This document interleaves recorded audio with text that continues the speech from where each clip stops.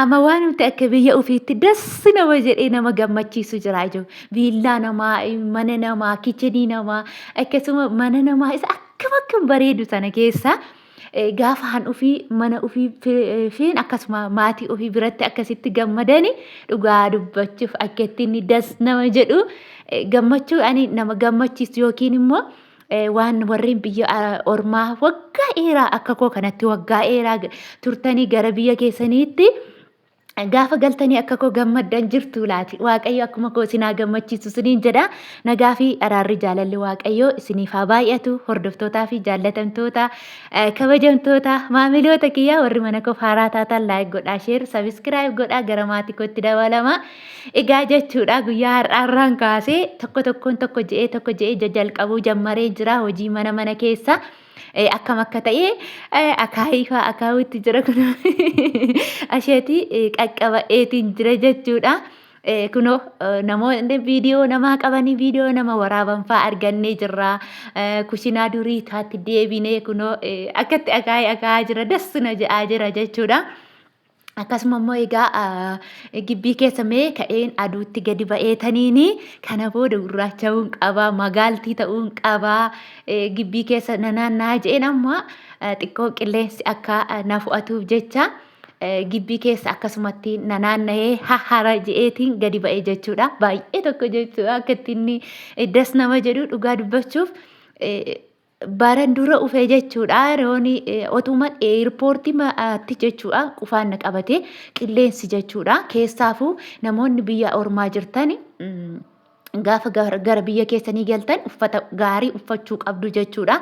Fakkeenya yeroo biyya dura galee hin beekne achirraa hin ho'a waan ta'eef ani calliseetumanii shamizii haphiif surree uffadheetiin ba'ee jechuudha. Eeggadammoo akkuma argitan jakkeettii ofirratti xamaxabee jakkeettii lamarree immoo shaanxaan koo irra waan darbuuf jecha sobee jakkeettiin lama immoo harkatti qabadhee abaayyaa immoo uffa'ee jechuudha. Abaayyaallee irratti uffa'ee abaayyaa eessatti hangate beektu eerpoortiitti hangate eerpoortii Saa'udii keessumatti hin jira miti isaan biraa madaamii biraa deemee erganii iddoo taa'anii xiyyaara eeggatanii jira miti achi taa'ee dhaqee mataa koo sirreeffa'ee ijaabas ofirraa gatee abaayyaallee achumatti gateetiin jechuudha.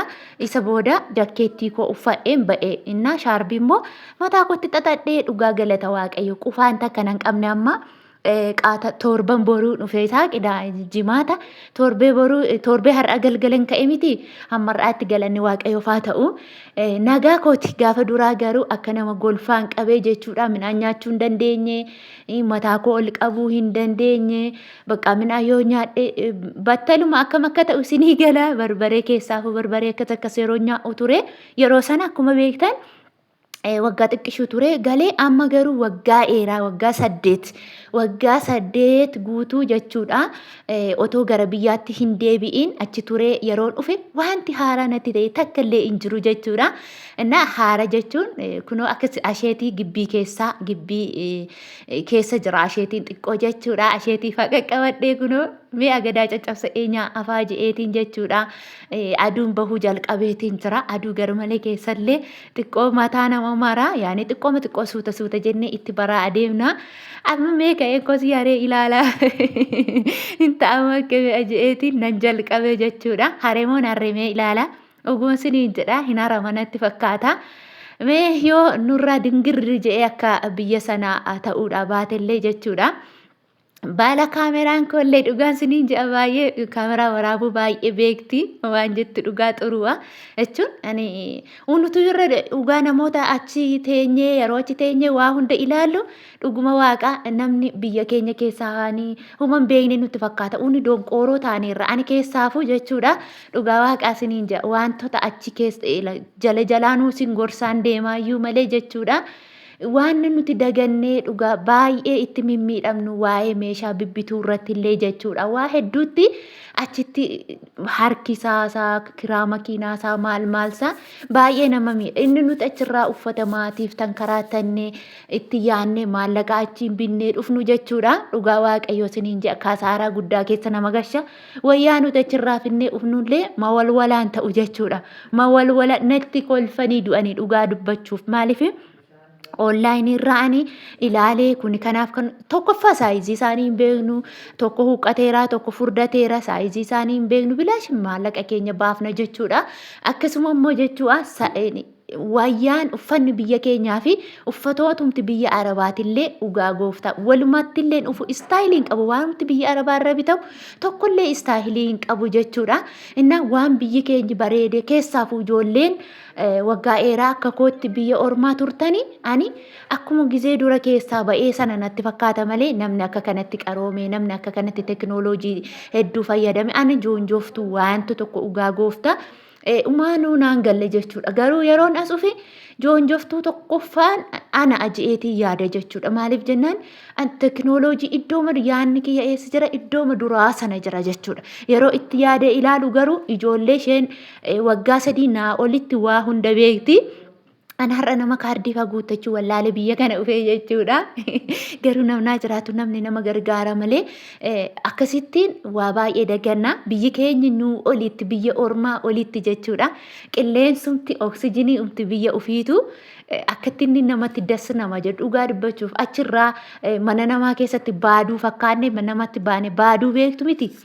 Baaduu daalatti fakkaannee achirraa as bahuun keenyu akkatti na jibbisiise dhugaa kun akkasitti noormaalii taanee gogaan keenyillee gogaa namaa fakkaate achitti gogaa luqqaatu fakkaannee achitti jiran jechuudha. Dhugaa dubbachuuf kun torbanuma keessattuu bunni fakkaa'ee akkatti dasna jee gogaa makoo jechuudha. Garuu gaafanii achi eerpoortiirraa gadi bahu jechuudha. Baaduu beektu miti dhugaa waaqayyoo isiniin jaa. Baaduu wayii fakkaadheela namumayyuu na sodaachisa jechuudha. Qaamni kiyya baaduma fakkaata. Inni nama jibbisiisan jettanii dhufee bakka aduu sin sodaanne xilaa sin qabanne kireemii waan tokkos ofitti hin goone aduu keessa gaafan deemu kunoo amma dhugaa harka koorraa kaasaa laala bunni ta'eetiin jira jechuudha. Guyyaa muraasa gidduutti galata waaqaa qilleensa akkasitti das nama jedha jechuudha. Hunduma keessanillee akka isin qilleensa biyya abbaa keessaniitti nagaan deebitanii waaqayyo qaama keessan guutuu isin baasee qaama keessan guutuu maatii keessanitti isin galchee inni kaan namni waa hedduu ilaala. Maallaqa ilaala inni kaan maallaqa guuree galaa inni kaan warqii guuree galaa inni kaan maal guuree gala inni kun anaan waan tokkollee waan na gammachiisu tokko hin qabu jechuudha. Anaan kan na gammachiisu harka koo guutuu qaama tootaal walumaa galetti qaama guutuu ofii galuun baay'ee akka nama gammachiisu. Dhugaa dubbachuuf eerpoortiitti waan baay'ee argina jooko dhugaa waaqayyo kan peestaalii xiqqoo qabate peestaalii beektu miti peestaalii an biyyatti deebi'utu jira kan immoo qaama isaa guutuu an adeemee biyyaa ba'ee immoo kiraanchirra taa'ee as deebi'utu jira jechuudha. Inna maalumaafiyyuu qaama guddaa akkasitti qaama ofii guutuudhaan biyya ofiitti deebi'anii haala kanaatiin qilleensa biyya ofii nyaata biyya ofii akka kanaanii das nama jejje'a. Amma gaafinaani boqqolloo waaddachuuf jechuudha. Boqqolloo waaddachuuf hin jiru gin boqqolloon iddoo kaanirraa foloqoqamaa jijjira jechuudha. Boqqolloo foloqoqanii gogsamee galamaa jira jechuudha. Asirraa kaboodatti hafeerutu asheetiin naqaqqabee takka akaayee nyaa'a jechuudha. Takka immoo akka kanatti cabsee agadaallee nyaa'a jedhee ilaalutti jira jechuudha. Nan beeka waa irraan fa'eeru tokkollee hin qabu. Akkasitti yeroo bosona keessa deddeemnu namatti bosonuma keessa naanna'uun namatti hin tolu mataan lama nagaa jedhee mataa lama cabse jechuudha. Mee kan ammoo agadaasaa cabseen ilaala yoo mi'aa'ee harmaan qabee nyaachuu mee ilaala bokkaan roobaa jira jechuudha. Dhugaa amma yeroo kanatti xaafii xiqqoo baballeessaa jira bokkaan hin rooba. Mee asii achi yeroo laaltanii hurriitu jira. Nama kunoo natti tolee kokkolfaa jira baala kaameraan koollee sirriitti viidiyoo na kaasaa jirti jechuudha. Inna akkasumatti gaafa biyya keessan keessa naannoftanii gibbii maatii keessan keessa adeemtaniyyuu wanti tokko ba'aan iyyi madaamiyyuu namarraa ziqqi namarraa jiru jechuudha. Iyya malee kunoo torban tokko ta'aalii roohii jiibii neenzilii erga himaa fi hin jiru. Warreen kana hundaa obbaa fa'ee jechuudha. Hirriba gaarii hirriba qabbana qabu dassi jedhee anamba kana turuma kottu gaabbii keessa galee jechuudha. Amma boqqolloon amma cabsee dhufe jechuudha. Wanti fideetiin akkasitti ammoo akka jiramee akaayima kana yommuu irraa kaa'ee ibidda bobeessee sanuun sin garramu akkasittiin ibidda bobeessee akaayuutti jira jechuudha. Hin ta'a je'een maaliif mana keessa korneetii waan adda addaa waan jiruufi alatti ala jira gaafa daabboo fa'aa tottolchanii alatti akkasii kushinaan jira kan alatti qoraan jechuudha. Qoraaniin daabboo gaafa tolchan daabboo difoo gaafa tolchaniif jecha qoraan qabu. Eelee sibiilaa illee hin beektu miti eelee sibiilaa yennaa nu biratti sin biratti hin beeku. Eelee sibiilaa illee naqeetiin jechuudha. Akkasitti akaahaa jiran mee akkamii waan jiru ilaalaa. Harki kiyyaallee nan gubaan jiru dhugaa innan lammadee natti fakkaata. Har'aree kun har'aree kun jammare erga gaafa ufeetii bakka kanatti warree jechuudha.